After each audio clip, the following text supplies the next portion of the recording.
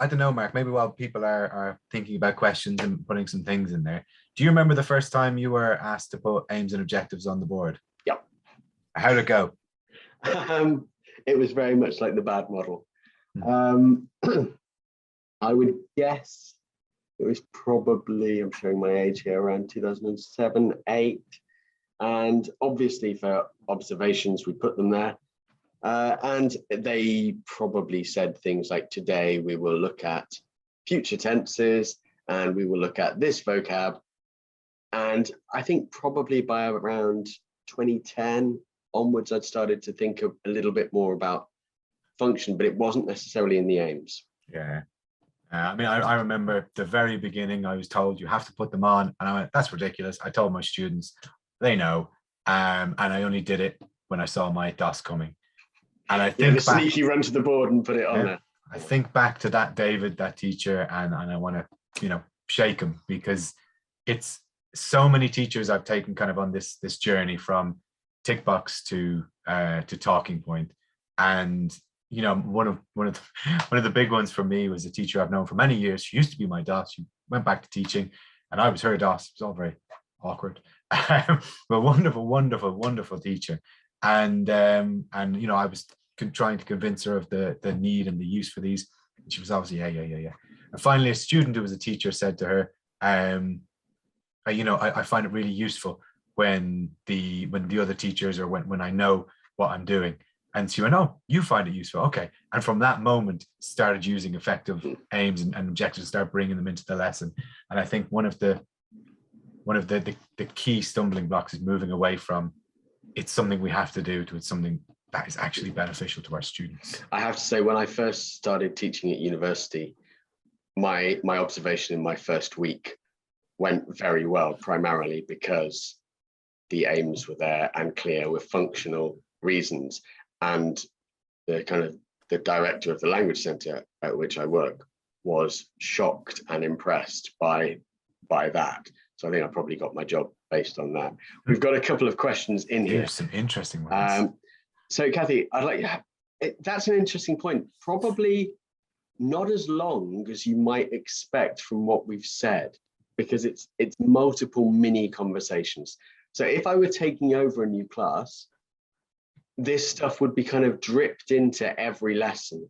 And so that by probably the end of a week, maybe 2 weeks, I'd have got to the point where I'm able to elicit this stuff from them. It's like, okay, why are we doing this? What's the reason? And it will be quite snappy, but it will just be a constant, as David said, this little and often effect that is always running through, because I need them to know why we're doing what we're doing in order for them to buy into it partially, and also so they have, because a couple of people, I think Sylvia talked about the lack of awareness around the language of learning, and David highlighted this in the talk, but that's such a key thing for students to be able to talk about the language and the language needed to discuss their own learning. I think I think it has to be something that goes through your lesson. So it's not like I'm 20 saying minutes on it. Yeah. But what I will say is I did a session there a while back, especially if you're new to this or you're coming into it. What I find is that as teachers, we plan too much, and we plan content to the end of our lesson, input to the end of our lesson. I'm 100% guilty of this, and I have to catch myself. So I called the session the final 15 minutes of your lesson.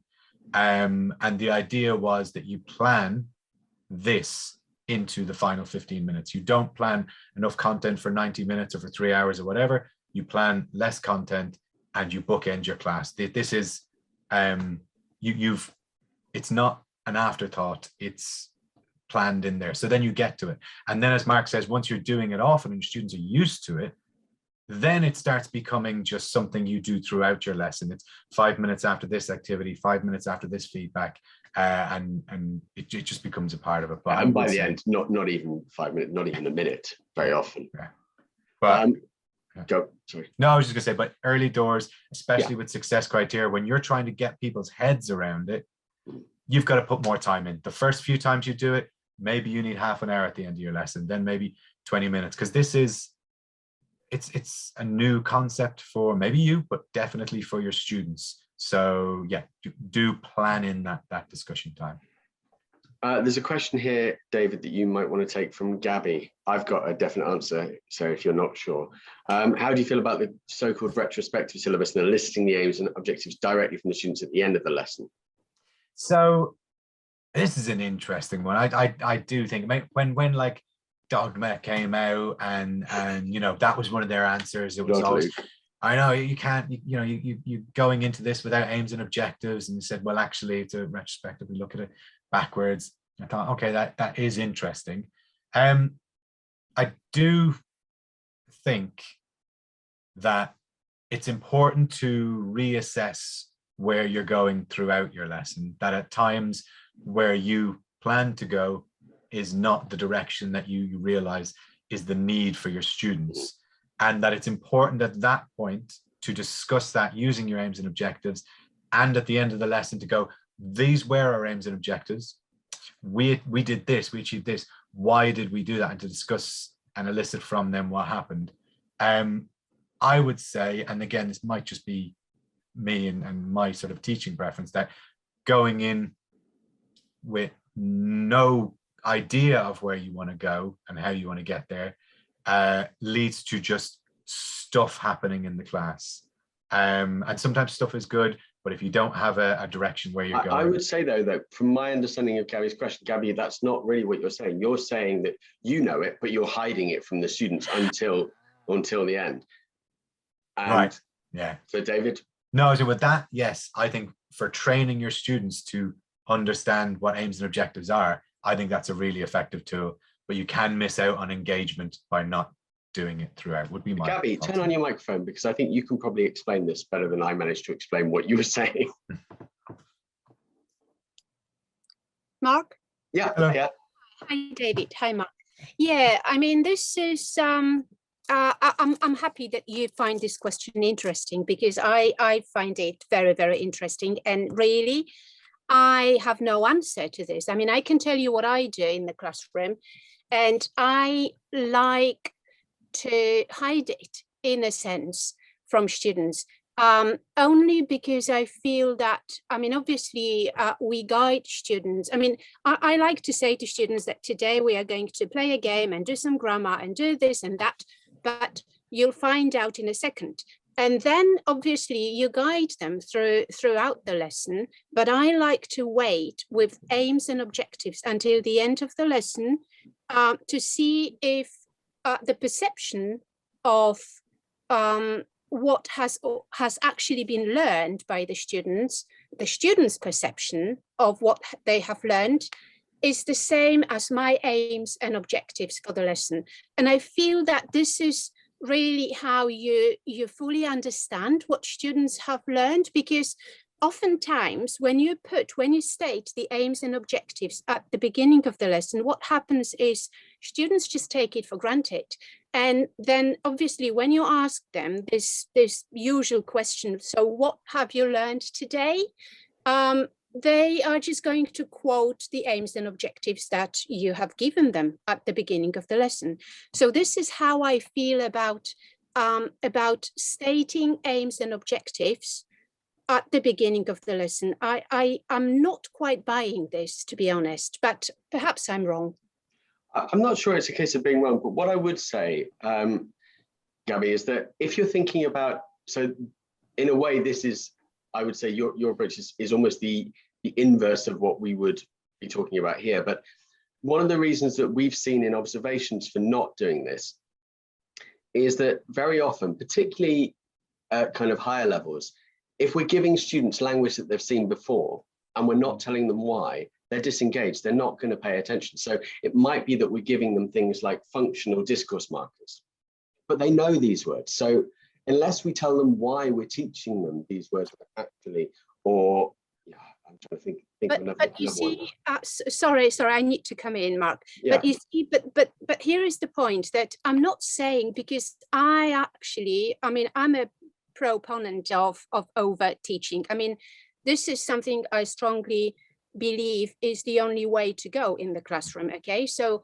but I feel that hiding the aims and objectives from students doesn't necessarily mean that you are not telling students why, or you are not making students understand, or you are not involving students in the process of getting the whys of individual activities. So you see, you have your individual activities, you tell students, or you don't tell, you elicit why, because I always ask, why do you think I'm going to ask you to do this? What do you think I'm going to ask you to do in a minute? So you get this from your students, okay? So they have to think about teaching and learning. It's just that the actual objectives of the lesson are summarized at the end of the lesson. I would certainly not be against summarizing at the end of the lesson. I think from what I've seen and my experience, I would go about it a different way. However, if it's working for you, then, you know, I wouldn't necessarily change that. Yeah, I mean, it seems to be working, but I mean, it's nice. I believe in variety, so it's nice to do things in different, absolutely, you know, in a different way. Okay, so but overt teaching in the sense that you involve students in the teaching process, the whys, and not just in terms of aims and objectives of activities, but also in terms of classroom management. So why do you think I'm asking you to do it in small groups? Why do you think I'm asking you to actually, I don't know, to work in pairs? Like everything we do in the classroom should be shared with the students. They need to understand why I'm asking students to work individually, because it's not just my decision. Okay, there is a why behind my decision, and students need to be aware of it. So I think it's really interesting. I mean, for me, it sounds like we're arguing the same thing in many ways. It's like you're taught, you know, when we say at the beginning, at the end, you know, these are just two major touch points that we've identified, but we would expect this to be happening all the way throughout your lesson. You know, as we say, little and often. And as Mark said, you know, might be a minute here, why this, why that, why this. And I think you're right, you need to be training them to understand not just the language or the skills, but also the tasks, you know, why this task, why pair work, why this. And I would say, you said it's very important that they know why. All I would say is, from my side, if you don't tell them the general direction of your lesson, you're missing out on it, on one big why. I would say also, you've mentioned the, you know, variety and things. One of the things that, again, I'm going to go back to John Hattie. One of my favorite quotes from him is, and this summed up me as a teacher, it's not what works, it's what works best. Now, just because, you know, as a young teacher, I had a lot of experience of students giving me positive feedback and positive reinforcement, I was not an effective teacher. I was not as effective as I could have been. And I can see that now. But so I think, you know, trying out different things and seeing what works best. It might be that you settle on something between us, or maybe you settle on your way. Maybe it is that you tell them. And I think this is something I used to do quite a lot. Tell them my real world objective.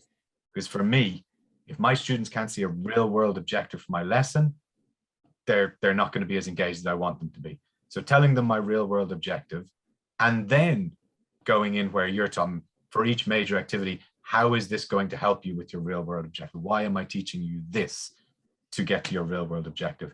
But yeah, I would say, I think we seem to agree on quite a lot of things, and it's certainly quite interesting, but I would be very interested to hear if you do try out others and see how it works. Yeah, thank you, David. Thank you, Mark. Yeah, I wonder how other people feel about it. Because as you can see, I'm really passionate about the topic. Yeah. No, it's great. It's so nice to see as well. And I love that it's throughout your lesson. I think that is just key. Yeah, that makes it. We've got a comment here from Anna about students don't want to say anything after the class. I think that's because they want to go. When a class is finished, students want to go, and that's totally understandable. And I think that's why we would encourage these conversations, exactly as Gabby just said, to be everywhere. You know, it can't just be at the end of the class we get to this, because as you say, students are packing away. I don't know whether they're loading their pencil cases and putting their notebooks away, but you don't have their full attention at that point. At the moment they think class is over, they want to go. And I had complaints about someone I worked with this week on the fact that they keep their students in during their lunch break, which was dealt with very swiftly, because students need time off as well. We can't just, you know, lecture them or expect of them after the time has gone. Yeah. Of course, there will always be some that will be more than happy to sit there for an extra 20 minutes for free, effectively. But a lot of students, you know, I think quite sensibly, when class is over, want to get out of there. And so our job is to make those conversations throughout, so that by the end, that conversation is very, very simple and clear. So what did we do? Why did we do it? Where will that help you in the real world? Fantastic. See you tomorrow. Yeah, and I think, yeah, 100%. Like, there's Penny Orr was always that big, you know, proponent of never give homework at the end of your class. Always give homework at the beginning, because no one will do it. They're not engaged. Yeah. Obviously, this is not homework. This cannot happen after the class. This cannot be a last minute thought. This has to be a part of your lesson. Plan less, teach more. This is a part of your overall lesson. So yeah, and I think, but the other side of that is, a lot of the time students don't know how to talk about this. This has to be something you train. The first time you drop this on them, you will get blank faces. You will get you know, some awkward silences. If you ask whole class, you will get very little back. Much like sometimes, you know, in a webinar, you ask a question, it's easy to hide. It's still easy to hide in class. This is completely normal, and we have to accept that. So putting them in small groups, letting them discuss it themselves, giving them the tools to do so, teaching them little phrases to help them along, means, number one, they feel they're learning anyway because they're learning phrases, but also you've enabled them, as opposed to just gone, what did you think? The other thing with what you just said, David, that I think is really vital is, when we ask them for those things, the earliest time, we need to give them time to respond and time to think. And that might be thinking time in pairs, thinking times in small groups, because they might not have been asked these questions before. And I'm a big fan of, when I'm doing this type of thing, of particularly early on giving them, and I think, David, you observed me once and commented on this, on giving binary choices. Are we doing it for this reason or for this reason? And particularly this is effective with lower levels, because it helps build confidence in them making a judgment on this. So we did this. What was the point? Was this about learning a skill? So were we learning how to do this, or were we learning these 8 words? Were we learning these 8 words? Why were we learning them? Were we learning them because they're important, or are we learning them because I want you to produce them in the next task? Building in these little really simple choices can be really effective at kind of elementary and pre-intermediate, and enable you to still have these conversations with your students. Yeah, I think it's scaffolding the conversation for them and giving them those tools. We had a question come in the question and answer section. I wonder, Deepak, if you could maybe unmute or turn your video on and just tell us what's going down, exactly what your context is, so we could better answer the question. Hear me? There Hello. you are. There you.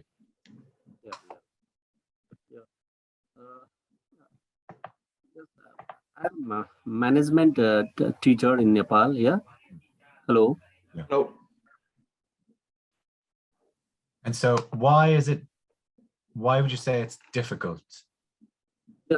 I have written in that chat, and that I am also saying here.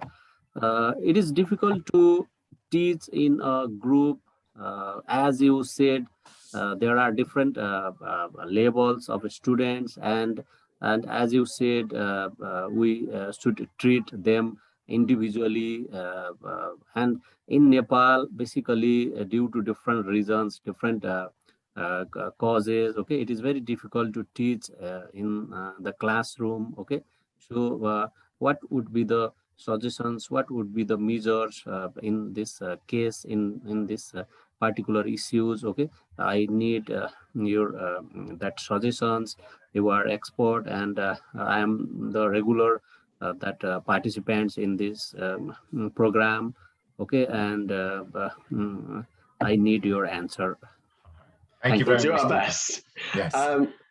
I think without wanting to presume, I think one of the issues there might be that maybe student numbers are larger, in which case handing over this idea, and this is a challenge. I'm not saying it's an easy thing to do, but building in a culture of both peer and individual use of success criteria in helping will massively, I think, enable you to have these conversations. And then if you do have opportunities, things like individual tutorials, they can be really, really helpful then in getting more personalized feedback and helping self-direct students in that way. David, what do you think? No, I completely agree. And I think we need to remember, we've spoken quite a lot today about aims and objectives and about the why, but we haven't really focused in this kind of Q&A about success criteria, which I think is probably one of the gaps for a lot of teachers. It's something they're more reticent to do.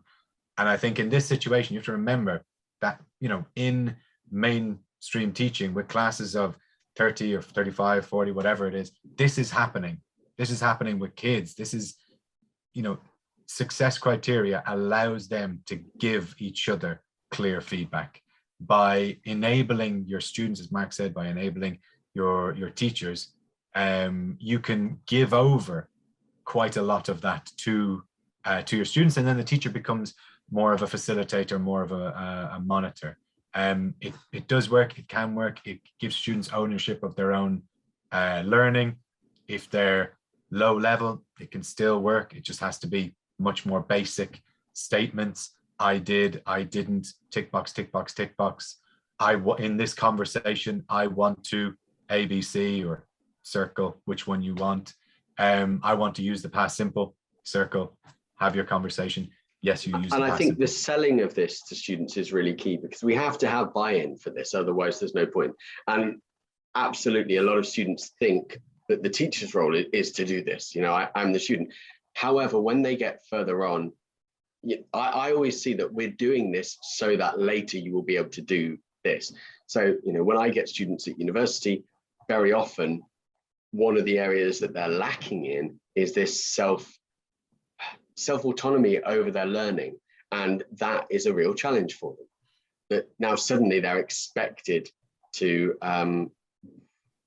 take all of the control over when things happen, when they do things, what they do, why they make those decisions, where they put their reading, when they stop reading and start writing, all of those questions. So I think giving this power early makes a massive difference. And certainly, as David said, there's lots of evidence that this is being done in state schools in the UK.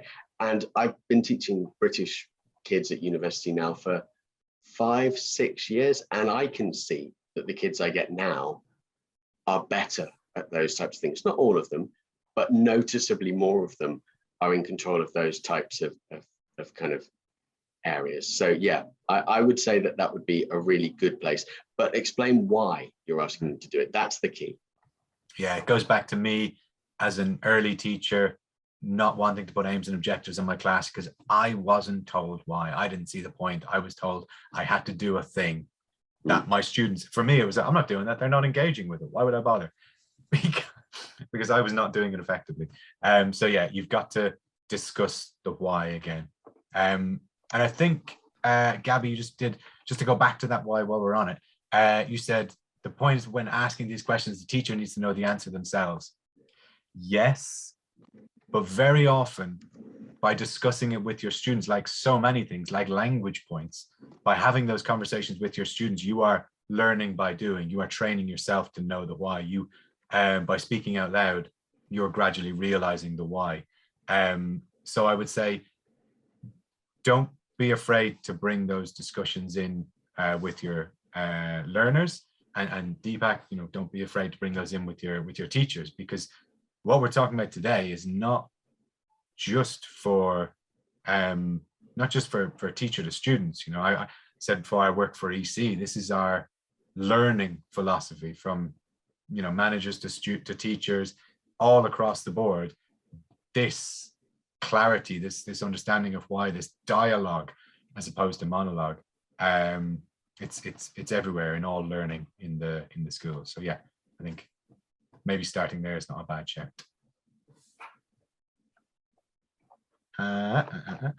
So I don't think there's too many more questions there, but maybe I think spending a little bit more on, Gabby, yeah. yes. Yeah, okay.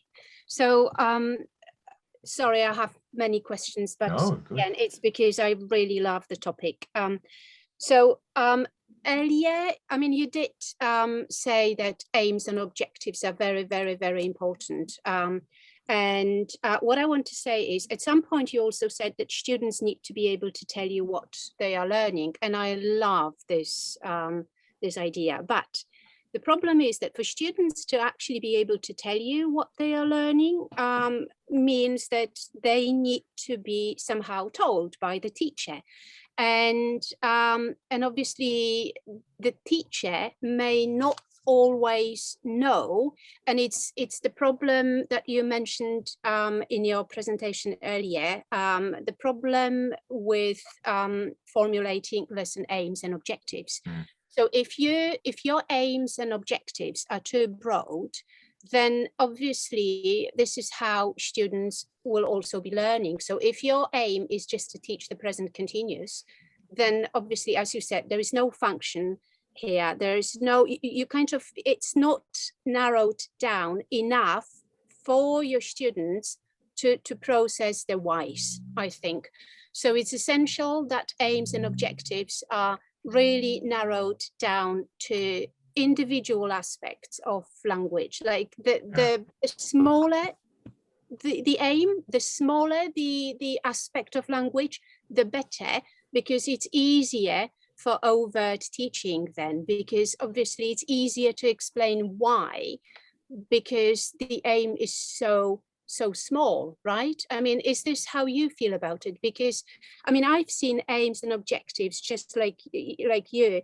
I've seen aims and objectives to the effect of like, okay, I'm going to teach my students, well, present perfect, but then this is not an aim, right? It's not an objective, because how can you then justify the whys to your students? I mean, teaching present perfect is just it's too big an aim. Yeah. And also, how on earth do you check that? Well, yeah. So I feel that this is where the problems very often start. Yeah. If teachers are not able to narrow down their aims and objectives, they will not be able to teach explicitly. So overt teaching will not be possible, because you will not be able to answer the question why. I would, 100%. But way back when every teacher, when I started teaching, when every teacher started teaching, they were not able to teach every language point. And they learned to teach those language points by speaking to their colleagues, going to training sessions, speaking to their DOS. They learned them by going into the class and trying it and absolutely messing it up, and then being frustrated with themselves and Didn't going know you off. observed me in 2005. Yeah, it was awful. I remember all my terrible times. I remember going in and, someone saying, is this a modal verb? And me saying 100% yes, and then running off to research what a modal verb was. We learn by trying, and we learn by doing. And this is a skill, a teaching skill. And it's exactly the same as teaching a language point. We need to make a few mistakes and try things out. We need to talk to our colleagues and go, I think these are the aims for my lesson. As I said, I've managed a school with 40, 50 teachers in it, and I've taken a lot of them from this idea of tick box to talking point. And I did it by them coming to me with their written aims and objectives and saying, is this this is what I think the aims and objectives are. Do you agree? And we talked about it, and they did that with me for a few lessons, and then they did it with their colleagues, and then they did it with their students. But what you need at the beginning is that engagement, that interest. So if, you know, from today you've got, I want to be able to do this, but I'm, you know, I'm not 100% confident, like Gabby said, maybe I feel my aims are too broad. This is the beginning of kind of a learning path. And I would say discussion, trial and error, like everything we do in the class is maybe the way forward. There's a lovely point in here from Laura on that, about the fact that maybe that's because very often we're following a grammar-based syllabus. And it is kind of amazing to me that 30 years on from the lexical approach, that still very often when you open a course book, you look at what's the grammar point in this unit, and it will say present perfect, as if, as Gabby said, that's a possible thing to teach in a week. And as if it's a desirable thing to teach in a week, as opposed to looking at one aspect of the usage of present perfect.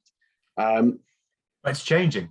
It is. But I think there's also a point here, which is that very often attaching these grammar tags to things is a way of students knowing what they've done. So we need to say, yes, we did do present perfect, but what was the function that we did? Because, you know, there are lots of uses of present perfect. We used it specifically to talk about experience. We used it specifically to talk about something that had recently been done. There's lots of possibilities for the usage. And unless we ally those uses, that function, to the kind of the bigger form that we will inevitably encounter, they're not going to be able to use it outside of class. And that's really the key for me. We want them to be able to use this language, it not just to be something they can do a gap fill on. Yeah. No, totally. And I think I was at an equals training session a while back talking about aims and objectives, and it was about, they mentioned just kind of flipping the focus. And so it's not the present perfect for experience. We very often put that in, you know, we're happy with that, we'll see that in a book, but saying, you know, we're going to talk about your experiences, and then maybe in the brackets afterwards, present perfect. It's there as the kind of something for students to latch onto. It's not pride of place. It's not the main focus, which I think that might be key in having those conversations, enabling them. But we got a few interesting questions in there. Should we maybe jump to Maria, who used the Q&A? Mark, what do you think of this? Do the majority of teaching centres use peer observation? Do you think it is a normalised practice in teaching EFL? Oh, I think very much, from my experience, it's something that can become normalised within an individual institution, and it can also very quickly fall out of use. So before I worked with David, I worked at another school, and that school was probably not as good on professional development. However, for a while, there was a group of teachers who did peer obs quite regularly. And we were all kind of similar level. I suppose we started teaching, we were all about 3-4 years experienced, and developed our own effective CPD program by peer obsing ourselves, each other, and attending training sessions that pretty much the other 3-4 of us did. I've seen, and very quick, you know, as one by one those people left and moved somewhere else, that very quickly fell by the wayside, to the end that it was only 2 people really doing it. And then, not that it had no value, but we'd seen each other teach enough to not necessarily be getting a huge amount from it anymore. I think I'm very lucky where I work at the moment, in that I have a group of teachers who engage in peer obs. And I mean, I should take more advantage of that than I actually do. And that is when I go back into classrooms physically, that is one of the things I will be doing. I would say it's something that if you put a little bit of effort and enthusiasm into, you can build a culture where that happens. And that doesn't have to be top down. Obviously, in a perfect world it is, but we don't live in a perfect world.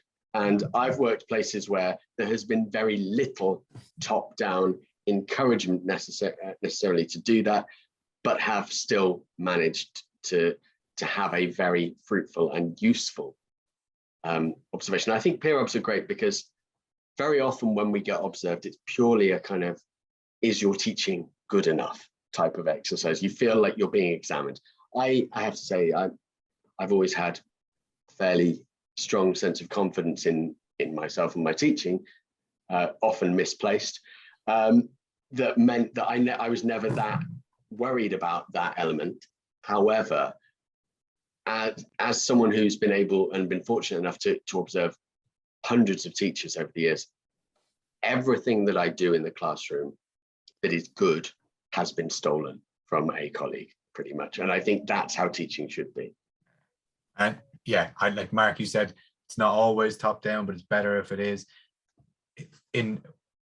I think peer observation ebbs and flows in the school. As you said, there's times when it is, times when it isn't. It falls in and out of fashion.